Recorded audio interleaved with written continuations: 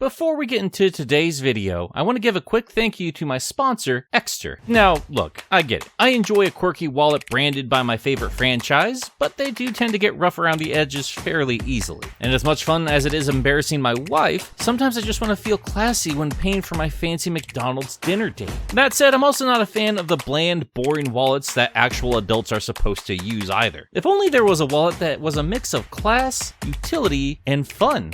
Oh, that'll do just nicely. This is Exter's Parliament Wallet, just one of their many varieties of products. This sucker has super fast access to your cards. No, they don't fall out when you flip it upside down. I do not understand this dark magic. And while it is super convenient, it's also a lot of fun. It feels like I'm playing with an action figure. Just a quick tap from the pinky and shoop. It's sturdy, holds plenty of cards and cash, and also super easy to keep track of. I don't have the greatest of organizational skills. I can't tell you how many times I've been late to something because I've been running around my house looking for my keys and wallet. But thankfully, Exter has a tracking device in the wallet that you can sync up to your app on the phone. You can literally use Google Maps to track this down, or Siri or Echo or any of those voice-activated machines. This will actually help you find your wallet. It's crazy. And it's trackable across the globe. And no, you don't need to charge your wallet. This sucker is solar-powered. This is a seriously smart wallet. And stylish to boot. It comes in a variety of colors, including the green.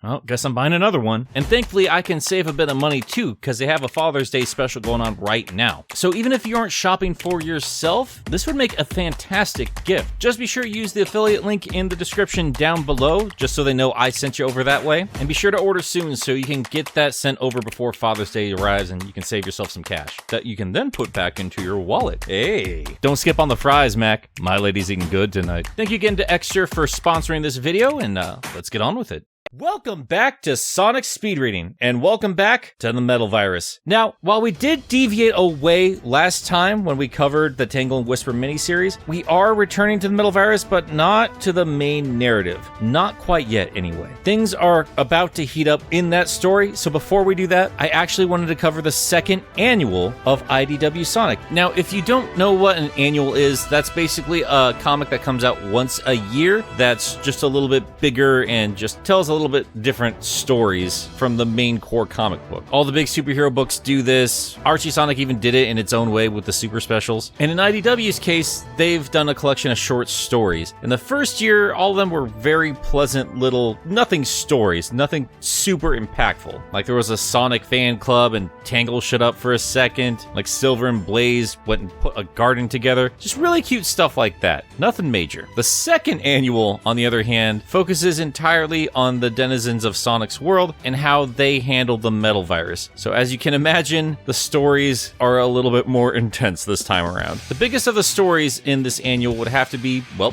Big's Big Adventure. This story basically tells us where Big the Cat has been during the entirety of the IDW run. And wouldn't you know it, he's actually been around this entire time, just right off screen. Each page of Big's journey actually shows where he's been during a major event in the comic book. So like we see Sonic zip by in the sewers below a battle he had in issue 1, hanging out in Barricade Town when Rough and Tumble took over the place, in Spiral Hill Village when Tangle is tangling with all the Eggbots, in the mountainous forest where Sonic and Shadow were doing battle right outside of Windmill Village. Just cute things like that. Like even up in the Egg Fleet during the Neo Metal fight, or on the shuttle when the entire cast came together to go to Angel Island to fight off Super Neo Metal. It just takes you through the entire series just from a slightly different perspective. Think of Lion King 1.5. That's basically what you're getting with Big's story here. And at the same time, it also is a lovely callback to how he was portrayed in Sonic Adventure 2, where they removed him from a main playable character, but he would still show up in these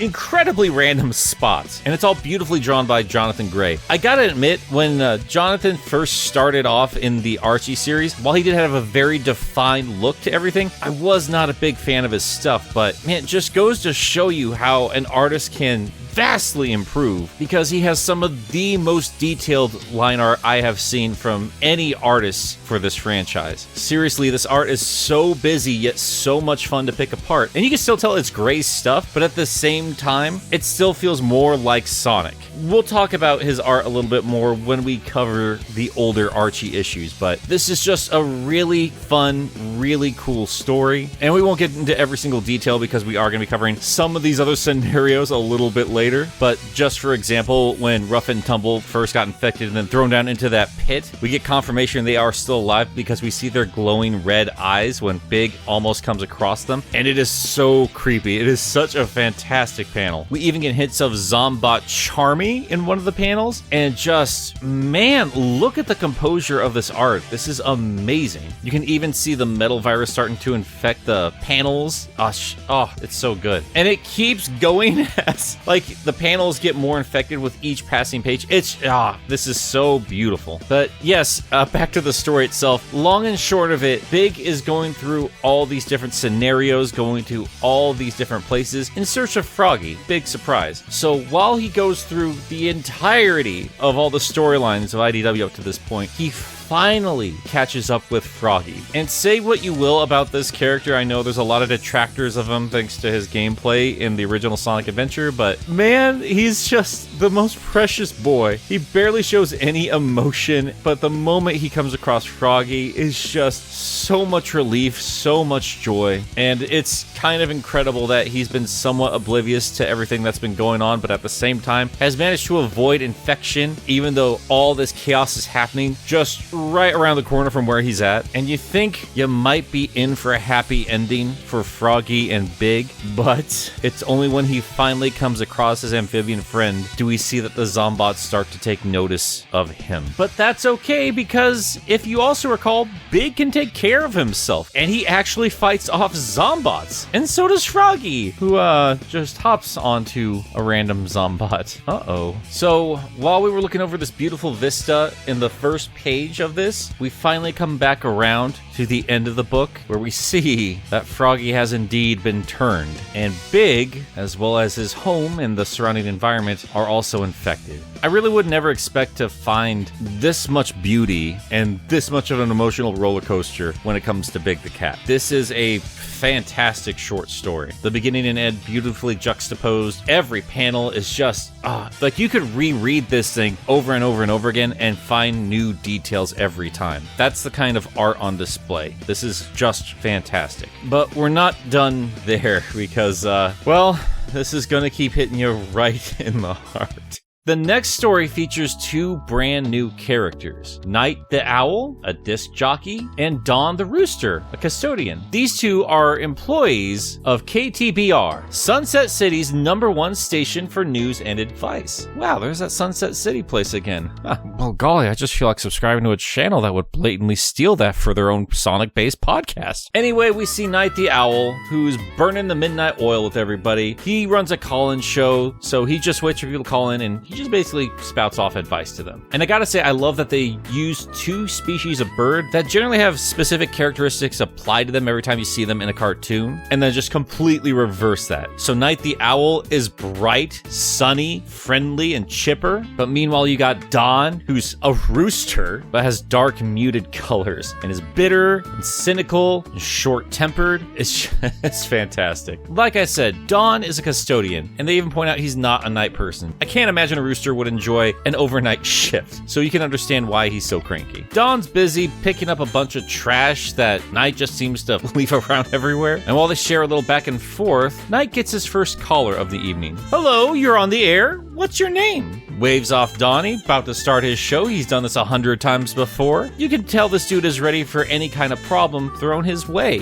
except for this one. Instead of looking for relationship advice or trouble at work, this caller, Gala, starts things off in a shaky tone. She says she's sorry she didn't know who to call, and I always hear this number on the radio. Now, a nervous voice is probably nothing new to Night, so he carries on. Just wants to know what's on Gala's mind. But the shakiness quickly shifts over to desperation. She says that she needs help. These people, they're following me. They look sick. Night looks clearly shaken, and even Dawn stops what he's doing to turn around. Gala goes on to describe what we already know to be the Zombots. And since this is Sunset City, we already know that this takes place before the infamous Shadow story. The virus has just hit town, and Night does his best to calm Gala down while keeping his own fear in check. And Dawn, who has stopped his custodial duties, looks on, clearly nervous. Night tells Gala that this sounds like a job for the police, but is cut off. Gala has tried that, but there's no answer. I think they found...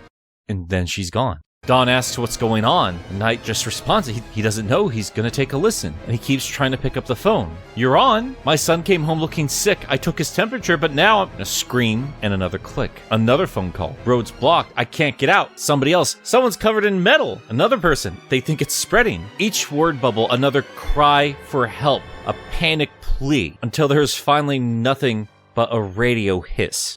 Dawn has heard enough. Clearly the city is in deep trouble, and if they take the truck now, they could get 100 miles away by sunrise. Knight responds, "But Sunset City's in trouble, and we're the #1 station for news and advice." And Dawn responds as I would, and Knight tries to plead, saying that the people need, but before he can get the obvious word help out his lips, or beak I guess, Dawn snaps on him, telling him for once in his life to shut up about the people. "I'm not waiting around to get killed by some metal monster because of your feather-headed sense of pride." I didn't expect a Sonic comic to flat out use the big K word, but here we are. So yeah, Dawn's looking out for #1. He ain't sticking around just to be a noble hero. And who can really blame him? Something crazy's going down. It's time to hit the road. But Knight shockingly sees another phone call coming in and immediately picks up, desperate for any kind of information. "Hello? You're on the air. Can you tell me what's going on?" And a desperate voice responds, "Thank goodness you're still there." The voice says that they're with the restoration, and they say that there's a metal virus spreading across the city, turning people into Zombots, which we already knew. But more importantly, they're setting up a safe house, but they have no way of getting the word out to survivors. Their station is the last in the area still broadcasting, and people are listening. Knight is the only one that can help them. Meanwhile, outside, Dawn tries to start his truck, turns over a couple times, and finally roars to life. And when it does, a radio station comes through. And can I just say how precious it is that Dawn's truck has KTBR's radio station ready to go? Clearly he listens to it on the way home. I think that's precious. Because yes, the voice that comes out is none other than Knight the Owls, who says that you think reading the restoration's emergency instructions really will help? And the helpful person on the other end, who, let's be real, is probably Amy, tells Knight that it's the only chance they've got. Knight says that if even one person is spared, then it's worth it to him. And once you know it, that cranky cock comes back in. Oh, it's a bird name. Don't worry about it, guys. With a hammer and boards, he says that he had to go get some supplies from out back. "You just keep on yapping, and I'll make sure nothing gets into the station." And that's what they do. We have another funny little quip between these two again, but as we pan out from outside, we see a Zombot has found the radio station, giving us a dark implication of what's going to be happening for these two characters. They're probably not going to last too long, but as long as they can broadcast, they're going to do their best for the people out there. These are two brand new characters to the Sonic universe, at least the IDW universe. They've had a grand total of 6 pages to endear us to them, and I think they did the trick. Showing us that yes, Sonic does make a massive difference in this world, but it's empathy and kindness of everyday people coming together that really help make a difference. And Sunset City would have been much worse off without these two giving it everything they got. And if this is the only time that we get these two, I mean, that'll be a shame, but man, I won't be forgetting these characters anytime soon. I also want to point out that I love that when Knight is surprised by Dawn's return, he flips his entire head around like an actual owl would. I love little details like that. The next story is probably one of my all-time favorite narratives dealing with Metal Sonic. We don't get a lot of time to reflect on the robot himself, and it's only fitting that his story is called Reflections. Not a single word is spoken, and we don't need it because we know everything that's going on with this robot without him needing to utter a single word. There's playback between his battle with Silver and Sonic that catches his eye, and after he watches himself get flung off into the horizon, he continues his walk down the hallway, clenching his fists. He then walks by a jar of the metal virus, and next to the screen, he sees Sonic being infected by it. He watches intently, and then turns back to the vat, reaching a hand out, then pulling back, trepidatious about touching this. And then, with a bit of determination, he sticks his finger into the metal virus. He looks upon it, pondering, and then watches it slide down his finger and back into the vat. And Metal Sonic just stands there staring at his hand. Until a snap from everybody's favorite platypus. "Are your sensors malfunctioning? I said get out!" So yes, I lied. There is a little bit of dialogue when Starling comes in and just ruins the moment, saying that he can't believe this, the Doctor's greatest creation shambling around my lab like a Zombot. So on its shiny surface, there might not seem like there's a lot going on here, but this is actually some of the most characterization Metal Sonic has ever gotten, especially since it was decreed that he was not allowed to speak. And if you've heard me argue with Channel Pup on our podcast, that's kind of how I like him, but that doesn't mean he is without character and he's without motivation. You see, Metal Sonic is designed to replace and surpass Sonic. Metal must know that he was built to be Sonic's superior. He was built to match him, but he never has. Despite all of his best efforts, he never really has been the same as Sonic, and he very clearly, desperately wants to be Sonic, to the point that he is willing to infect himself like Sonic is to better replicate him. And seeing the virus just slide off of him is telling the reader that he isn't Sonic. He will never be Sonic. Also, on another level, what's to stop Eggman from replacing Metal Sonic with an actual zombified Metal Sonic?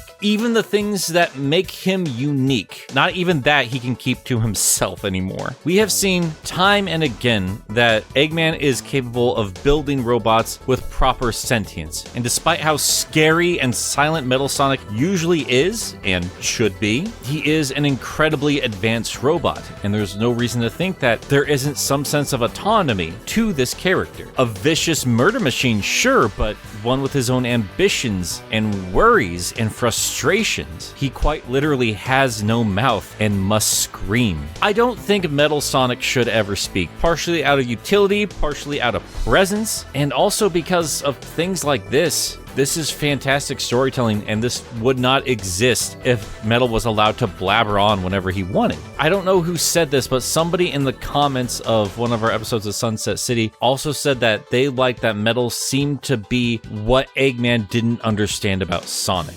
He's Sonic without the soul, without that wit, and without that charm. Eggman only sees the power and the speed, but doesn't understand what makes Sonic who he is, what gives Sonic that drive that keeps Eggman, a brilliant scientist, always on the losing side of things. Metal, as fantastic of a character as he is and a rival, will always be a monument to both Eggman's genius and his own failings. And Metal Sonic, unlike Knuckles, unlike Shadow, will never actually step out from Sonic's shadow. He has it in his name. He is meant to be a copy of Sonic. And even there, in his one purpose, he falls short.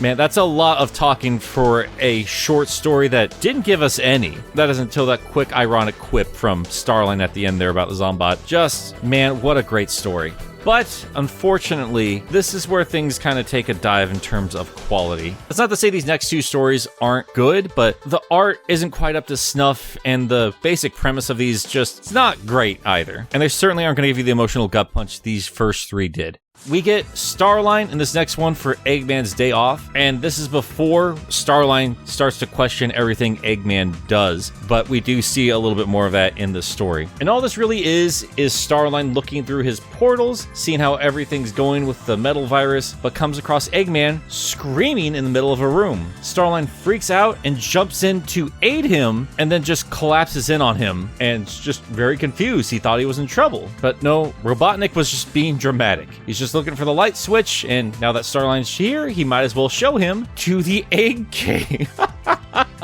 It's his inner sanctum, his home away from home, which is actually still at home, just a little more underground. I love that. It's a quick nod and a jab at Batman. That's adorable. And yeah, Eggman's a little bit of a nerd. We see a bunch of models in the background here. This is where Eggman spends his day just to take some time off and have a little me time. He works on personal projects in a quiet space where he can get the egg juices and it's kind of cute because he says that he's never had visitors here before, so he just starts showing off all his stupid toys to Starline. And I like this weird Mega Man inspired like super Metal Sonic in the background there. I'm sure that's just a little placeholder thing, but they went and colored it, so I don't know what's going on there. I do love that he also has fully articulated Sonic toys. Like I don't think we've ever gotten toys that look as good as what we're seeing in this comic. I would definitely like something this nice. Look, Sonic's Sonic even has a rotating torso.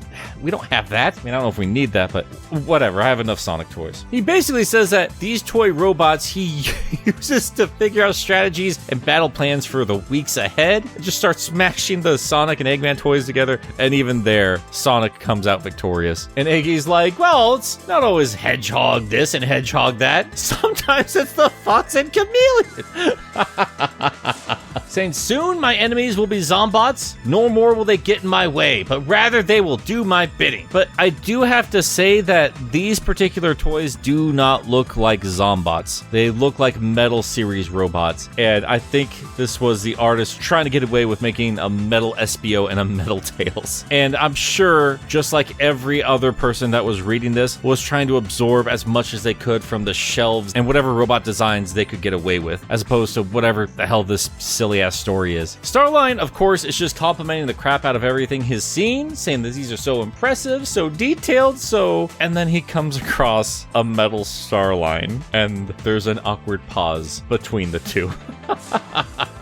Clearly alluding to Eggman potentially turning on Starline when the time is right. Well, Eggman snatches the toy out of Starline's hand and shoves him off, saying that it's Eggman's day off, not his. So get back to it. What happens in the egg cave stays in the egg cave. Knock next time. Also, I do love that they use the same typeface that they use in Sonic 3. I forget what it's called, but Batman and the animated series is like Art Deco or something like that. I don't know. It's a cute little callback. But yeah, that's all that story was. Really nothing going on there. Just a cute little whatever. Something I would expect from Annual 1. Definitely a weaker story after everything else we've seen so far. We then carry on to the Chaotix and Flock together. In this story, we focus on Vector and Espio as they go on a mission to track down Charmy, who, as you might remember, was the first of the main game cast to be turned into a Zombot. And I'm not going to spend a great deal of time on this. This is a more action-focused story. Basically, they've been searching around everywhere they can. They are on a shuttle of some sort. I don't know if it's full of survivors or they're helping out there. Point is, they're up in the sky in a shuttle. And before page 1 is done, the shuttle runs across a flock of Zombot flickies, who are all clearly the ones from 3D Blast. A lovely little callback there. And in their midst is Zombot Charmy. And Vector ain't wasting no time. He hops on out with an item capsule and a riot shield. You just need a riot shield. Ever heard of it? But yeah, like I said, I really don't want to spend a great deal of time on this story. It is some fun banter and action featuring two fantastic characters, but at the end of the day, you know what's going to be happening here. It's Vector and Espio teaming up, trying to dodge metal flickies, and with a mix of Espio's smoke bombs and Vector's sharp hearing, discerning Charmy's buzz between all the metal flapping, they manage to contain Charmy in the item bubble. Because even in the event of a Zombot apocalypse, the Chaotix always find what they're looking for. So again, not a great deal here. This is just kind of showing you how Vector and Espio came across Charmy, because the next time we come across them, they will have Charmy in their possession. And this story just kind of bridges the gap and also gives us a little bit more time with two fan favorite characters. And once again, showing the bond between them. We don't get a whole lot of opportunities to show the brotherhood between these goofy characters. So this is nice to see them all here together, even if one of them is a murderous robot zombie. The last story focuses on Jewel and some of the members of the Sonic fan club we saw from the first annual. And one of these kids is running into town looking for Tangle because he doesn't know where the rest of the fan club is. His friends need help. Fortunately, Tangle is not around, but Jewel is. Still walking around town in high heels and a business suit.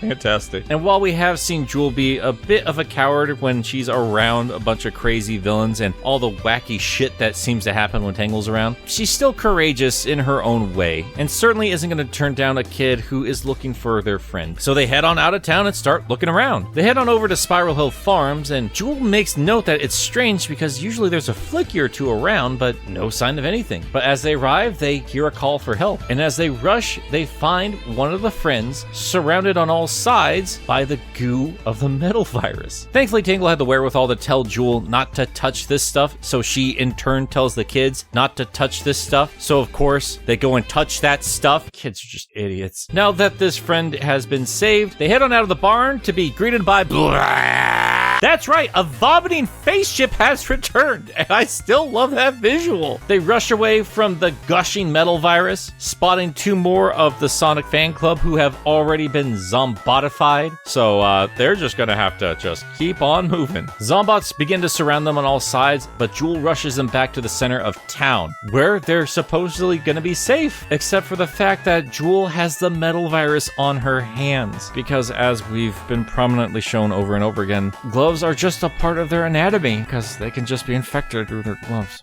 So yes, the stupid kids have doomed everybody, and even if they hadn't, the face ship has made its way to Spiral Hill, where it's about to dump another Gumper on their faces. Jewel calls for help from Tangle, saying that things are looking bad. Probably should have mentioned that she's covered in the metal virus. That probably would have been helpful, because we catch up to them later with Tangle right outside of Jewel's little mineral museum. And we end with Tangle looking for her friend, who has already been turned into a Zombot. But to see how that encounter actually shakes out, we will have to jump back to the main series. But we're not going to do that today, because we've already covered quite a bit with this annual. And I gotta say, I'm not usually a fan of these secondary stories. I usually just want the main plot and just carry on from there. I was never a big fan of that back in the Archie days, but when a story is told genuinely well, it's gonna resonate with you anyway. And while I could have lived without the Jewel story, or the Chaotix story, or that Starline story, I mean, it gets us from point A to point B, but I never really needed that anyway. Like, there's enough hints of some animosity between Starline and Eggman. I don't need to see Vector capturing Charmy, and as we'll see later, I don't really need to see that Jewel was turned into a Zombot. Not a massive deal to the overall story, but it's there if fans want it. That said, the first 3 stories we got in this annual are absolutely fantastic. They are well written, they are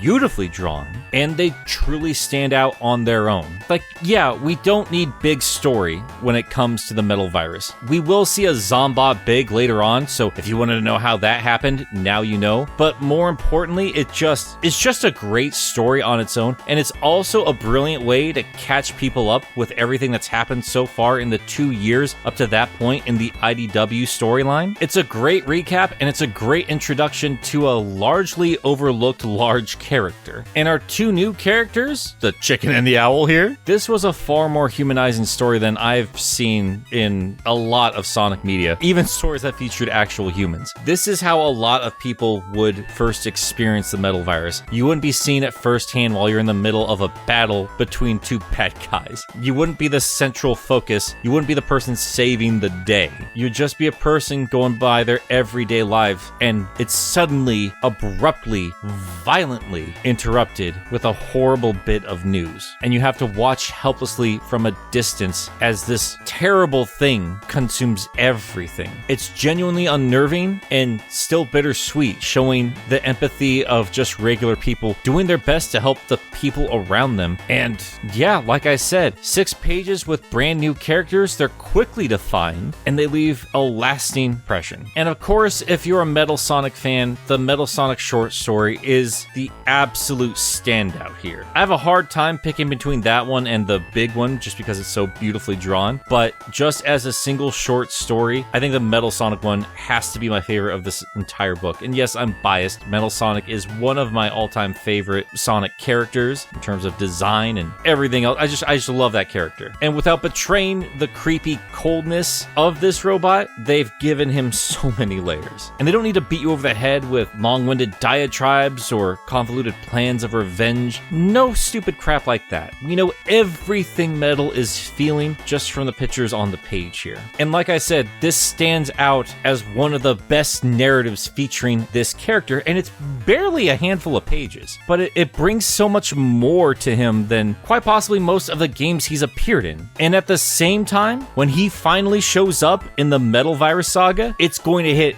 that much harder. We won't get into it yet, but just trust me on this. This is the one story out of this entire annual that I feel actually betters a big, impactful, climatic moment. This is the one story I feel genuinely improves the Metal Virus if you've read it first. And yes, I know the annual technically dropped a little bit later than where we are right now in the Metal Virus, but I felt it was important to get this stuff out here now because it's about to get real dark in the narrative. So felt it was good to get out the door now. So I hope you enjoyed your time with me today. Thank you so much for hanging out with me. As you are discovering, even in a show called Speed Reading, the Metal Virus is indeed all-consuming. We've been covering this for quite a long time, and I do apologize. We are going to wrap this up sooner rather than later. We have 2, maybe 3 more videos covering the Metal Virus specifically, and then we're going to move on from there. If you want more Sonic content from me, be sure you're checking out Sunset City, my weekly show I do with my good chums Channel Pup, Cirrus, and the grand return of Wayne. If you don't know these guys, get familiar with them. They push out phenomenal content on YouTube. They're fantastic people and they deserve your time. So be sure to hang out with us every Friday, 9 a.m. Pacific time, 12 p.m. Eastern time, as we do the show live on YouTube on that channel. And of course, I can't stress it enough. Thank you so much for the patrons who support me over on Patreon. I've been horribly disorganized with what I'm putting out there in terms of rewards, but for what we got right now, I think we're having a great time on Discord. We're going to continue to organize that up and make that a fun little space. And I'm trying to do more Q&As, more watch-alongs, more fun activities there, especially for patrons. So if that's something you want to do and you have the means, please be sure you go and pitch in $1 or more if you feel like it over on my Patreon. And of course, if you're on there, message me. I'm not the best at getting back immediately, but I get back to every single message and I'm always listening to feedback and I always want to know how I can improve for you. So yes, all these amazing people think it's a good idea to do that. And I'm blown away by that, so thank you. But that's going to do it for today, guys. I've done enough rambling for one night, and I got to cover Balin, I got to talk about dinosaurs, and we got some Sonic it into because someone's getting a big birthday this month. So I got to get back to work on all that. So until next time, toot toot, Sonic Warriors.